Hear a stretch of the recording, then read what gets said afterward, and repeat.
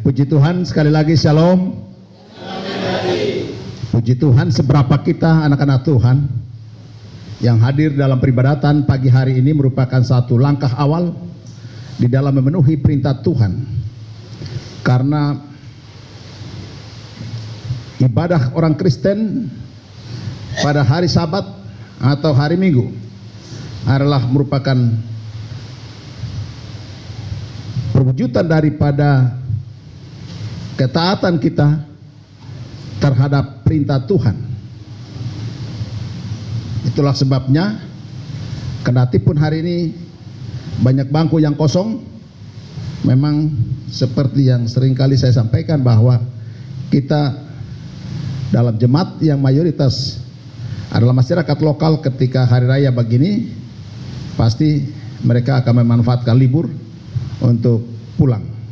Tetapi seberapa kita yang ada, marilah kita terus memiliki komitmen yang kuat untuk memelihara panggilan Tuhan melalui persekutuan kita. Bapak Ibu jemaat Tuhan, saya kondisi kesehatan agak sedikit terganggu. Tadi malam sama sekali tidak tidur. Jadi ya, saya berharap bahwa walaupun demikian tetapi firman Tuhan dikumandangkan, marilah kita mengarahkan seluruh konsentrasi kita agar firman Tuhan tidak berlalu begitu saja.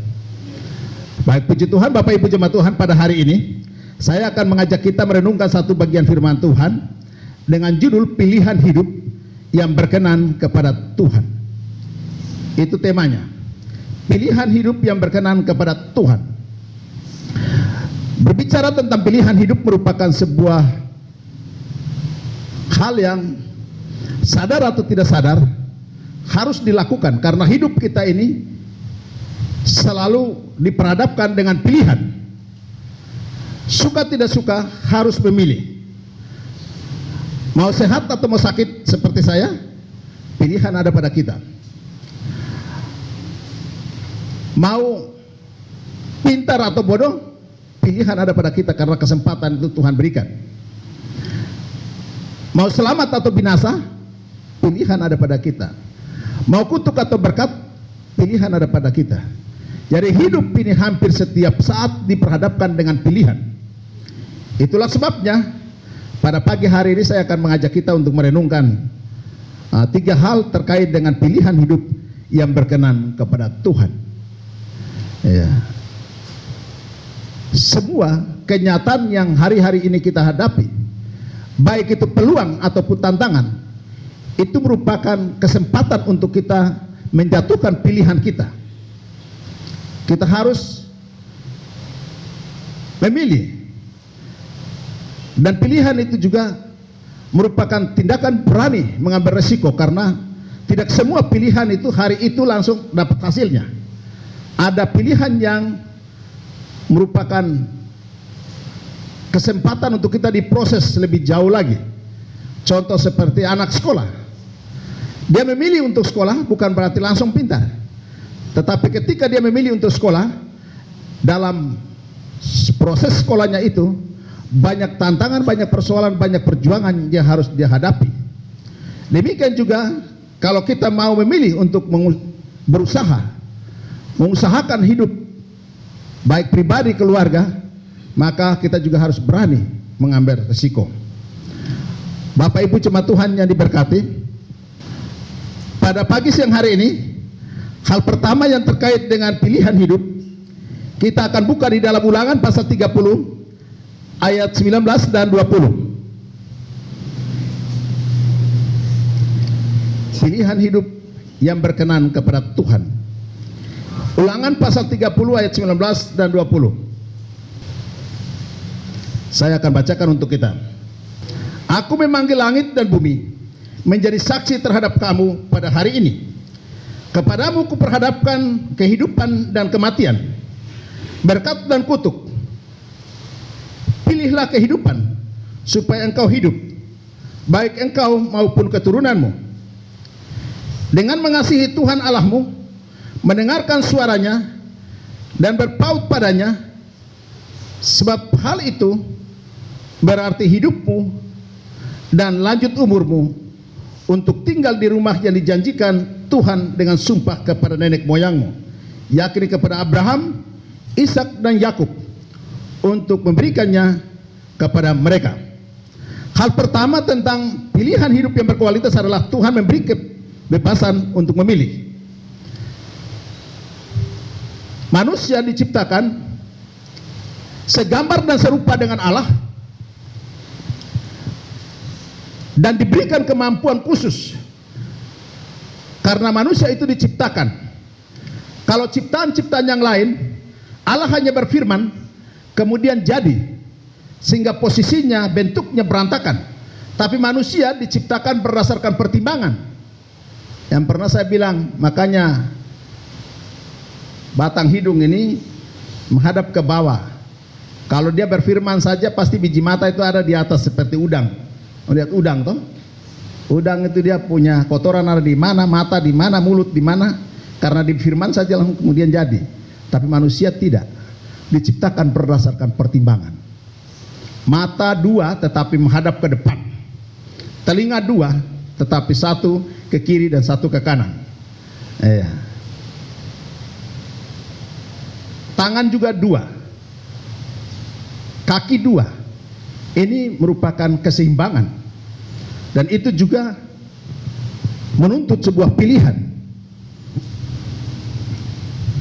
Karena kepada kita bukan hanya diperhadapkan tentang hal-hal baik saja, tetapi panca indera kita selalu terbuka terhadap semua hal baik yang baik untuk pribadi kita, untuk keluarga kita, ataupun yang mengancam kehidupan kita.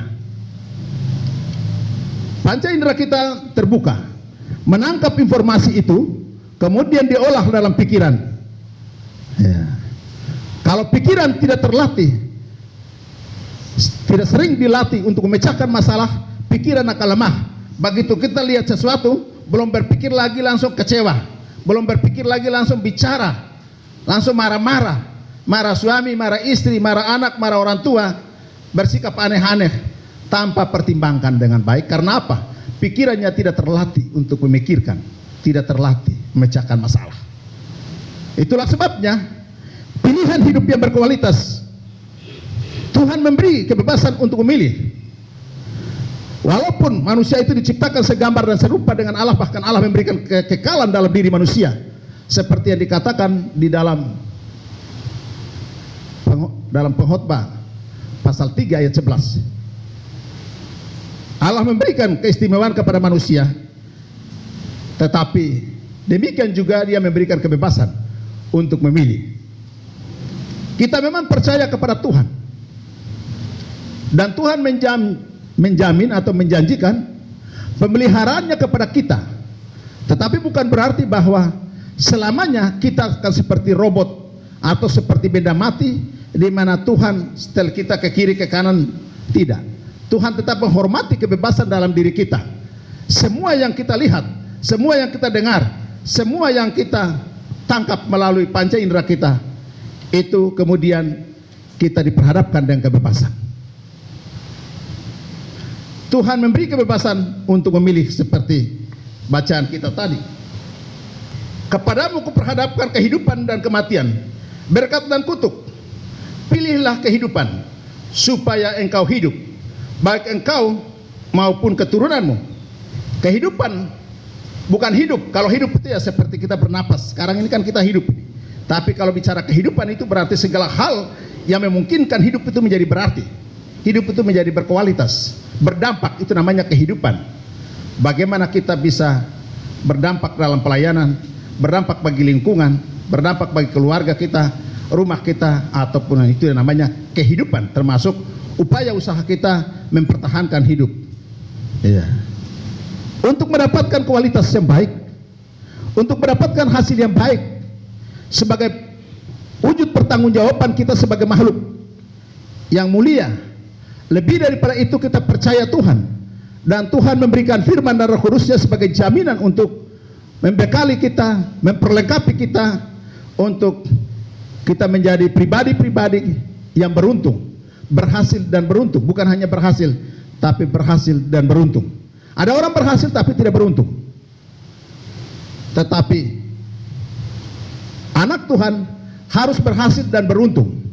supaya dengan demikian kita memberikan kesaksian bahwa apa yang kita terima dari Tuhan itu berdampak menjadi kesaksian yang hidup bagi banyak orang.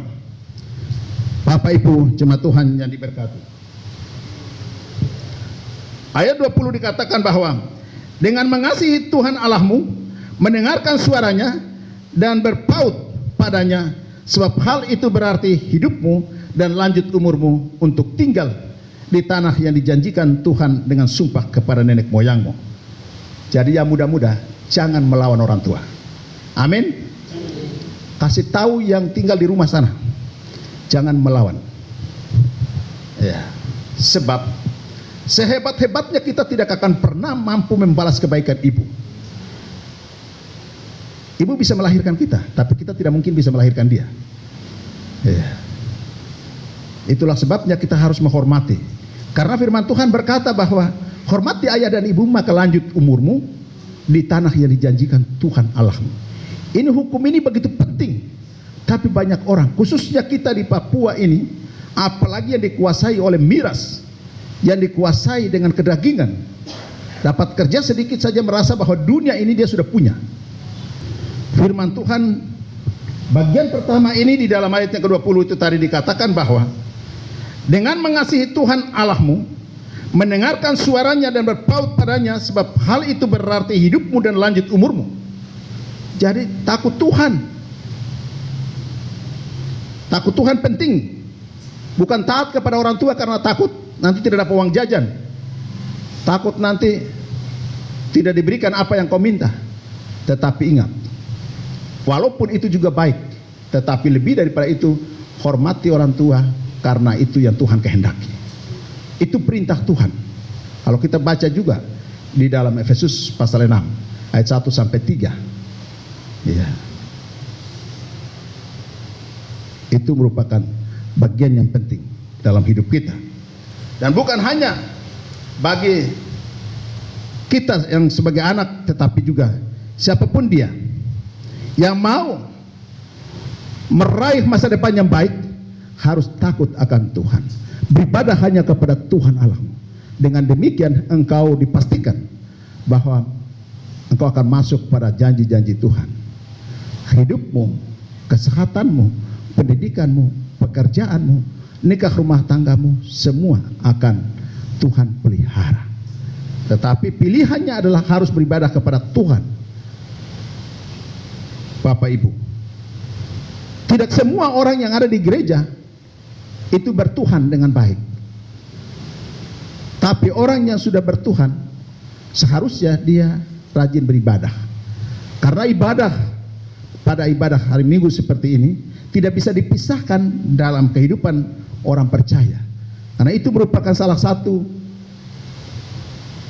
panggilan gereja untuk senantiasa bersekutu. Jadi persekutuan pribadi itu penting, tetapi persekutuan bersama seperti ibadah hari raya seperti ini juga penting.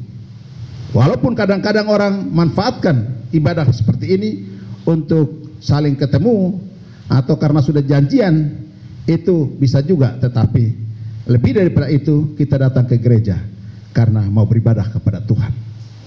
Kalau motivasi kita dalam pengiringan kepada Tuhan itu benar, baik, maka itu merupakan sebuah pilihan.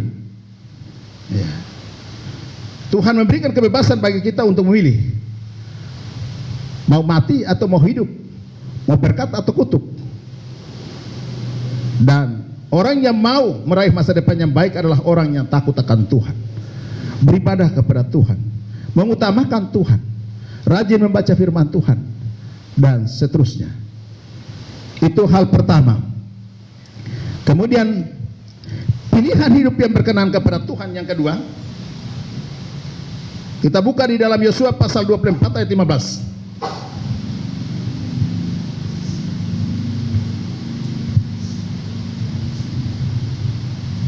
Yosua pasal 24 ayat 15. Ayat 14 dan ayat 15. Saya akan bacakan untuk kita. Oleh sebab itu, Takutlah akan Tuhan dan beribadahlah kepadanya dengan tulus ikhlas dan setia.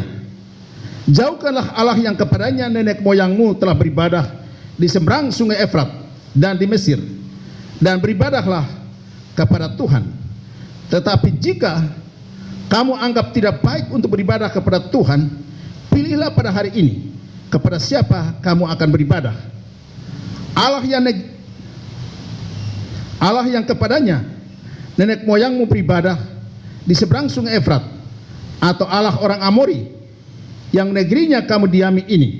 Tetapi aku dan seisi rumahku, kami akan beribadah kepada Tuhan. Jadi hal kedua adalah pilihan hidup mencerminkan iman.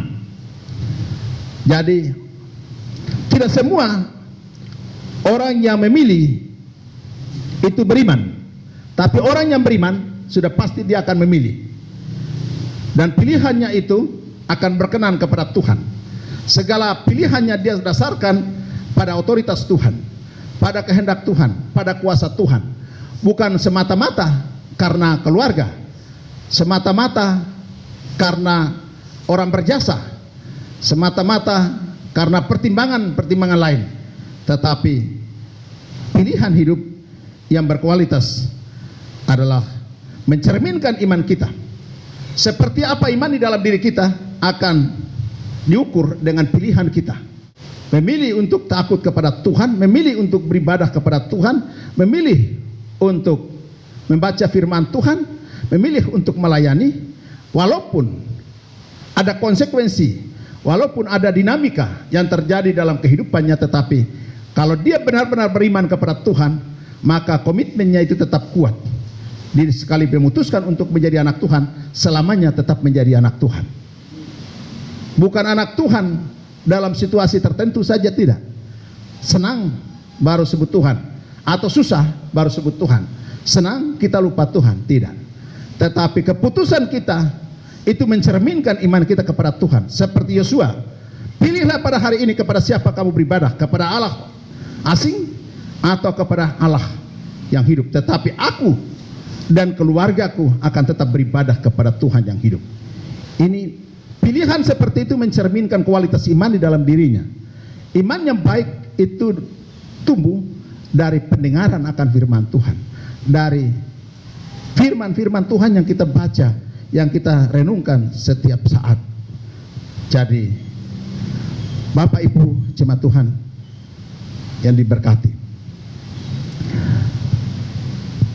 pilihan yang didasarkan pada iman yang benar itu akan berdampak pada hal-hal baik, baik bagi diri kita, bagi keluarga kita, ataupun bagi gereja dan bagi masyarakat.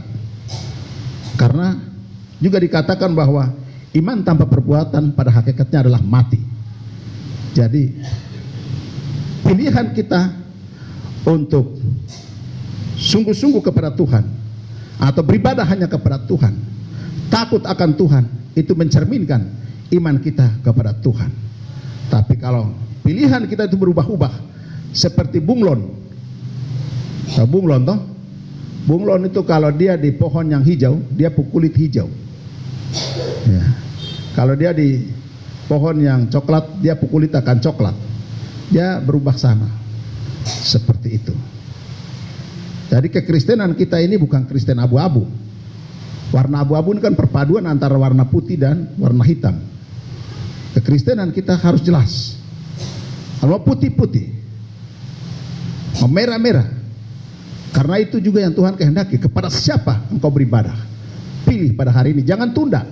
Bapak Ibu, penundaan terhadap kesempatan yang jelas-jelas ada di depan kita itu merupakan makam di mana kesempatan itu segera dikuburkan. Jangan tunda. Kalau memang sudah pendapatnya hal itu harus dikerjakan hari ini, kerjakan. Jangan tunda. Kebanyakan kita kan main tunda-tunda. Tunda terus, nanti Tuhan Allah turun kerja kasih kamu. Tidak, betul Allah kita itu dia berkuasa. Dia bisa melakukan segala sesuatu dari yang tidak ada menjadi ada. Tetapi dia juga menghormati kebebasan dalam diri kita. Pilihan kita seperti apa? Ya. Bapak Ibu jemaat Tuhan yang diberkati, itu hal kedua. Pilihan hidup mencerminkan iman. Jadi memilih berdasarkan iman itu adalah pilihan yang berkualitas. Jangan memilih berdasarkan pertimbangan-pertimbangan lain. Walaupun kita adalah manusia sebagai makhluk sosial, interaksi sosial kita itu mempengaruhi pilihan juga. Itu memang benar. Pertimbangkan faktor adik kakak atau keluarga, pertimbangkan yang sakit, yang lemah, yang perlu dibantu, itu memang benar juga. Tetapi di atas segala pertimbangan itu, apapun yang kita lakukan harus takluk kepada kehendak Allah. Bukan sekedar untuk memuaskan mata orang, telinga orang, tidak. Tapi kita lakukan harus sesuai dengan kehendak Tuhan. Yang ketiga, Amsal pasal 3 ayat 6 sampai ayat 5 dengan 6. Ya, silakan kita semua baca supaya jangan mengantuk. Ayat 5 dan ayat yang ke-6 dengan judul berkat dari hikmat.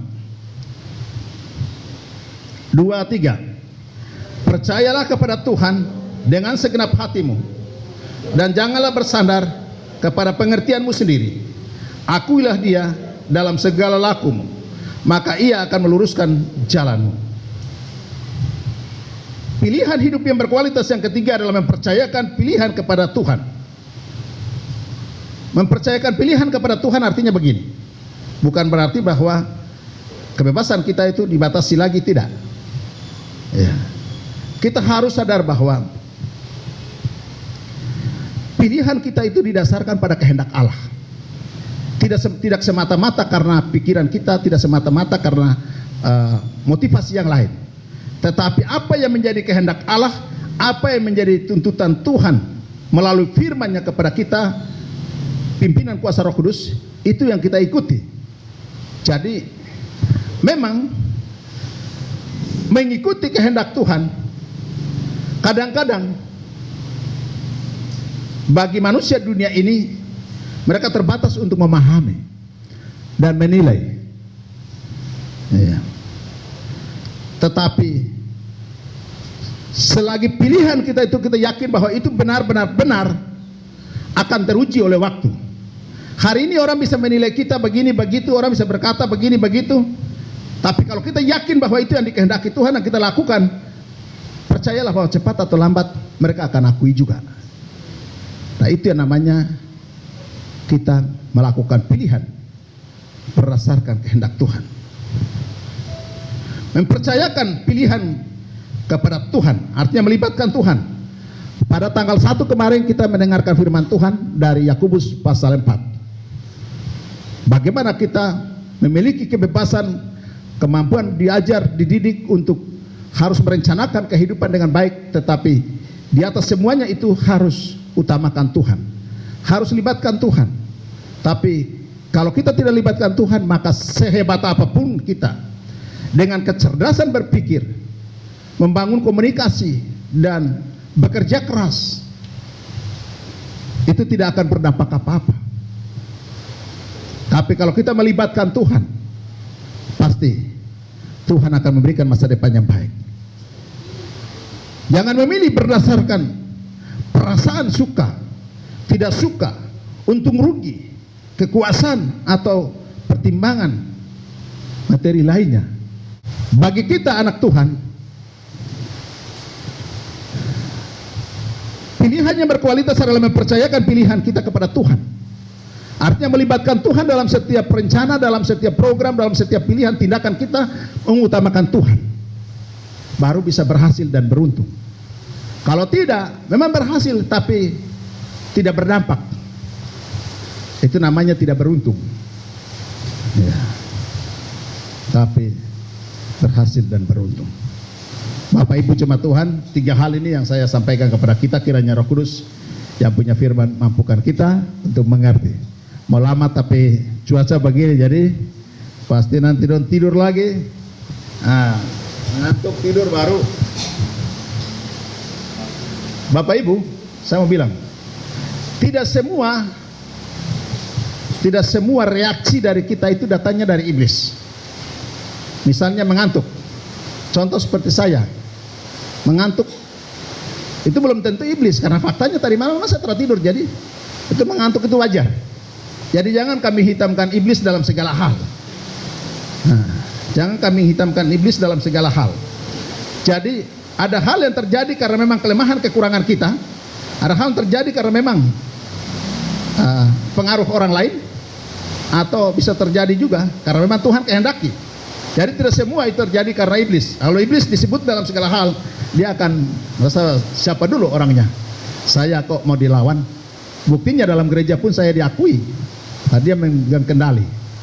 Ya memang betul, kita sadar bahwa iblis juga ada yang manfaatkan kelemahan kekurangan kita, tapi tidak semua hal kita kambing hitamkan iblis. Ya, baik, puji Tuhan. Saya pikir seperti itu. Kita akan berdoa, mempertaruhkan hidup dan kehidupan kita kepada Tuhan. Kita berdoa.